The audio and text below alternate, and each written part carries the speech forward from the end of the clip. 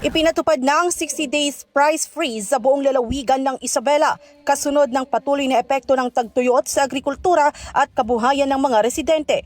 Alinsunod dito sa Republic Act 7581 o Price Act ng Sangguniang Panlalawigan kung saan mananatili sa dating presyo ang mga pangunahing bilihin bago ideklara ang state of calamity. Layunin ng hakbang na maprotektahan ang mga Isabelino laban sa posibleng pagtaas ng presyo ng basic necessities sa gitna ng krisis. Hinikayat naman ng publiko na maging mapanuri at agad i-report ang anumang hindi makatarungang pagtaas ng presyo sa mga otoridad. Samantala, maaaring i-check na mamimili ang updated prevailing prices sa kani-kanilang bayan sa pamamagitan ng QR code o link na inilabas ng pamahalaang panlalawigan bilang bahagi ng kampanya para sa patas at abot-kayang presyo ng mga bilihin. Kasama niyo mula rito sa IFM Kawayan. Ako si Radyo Man Shobi Gagarin Tatak, RMN. RMN Network News.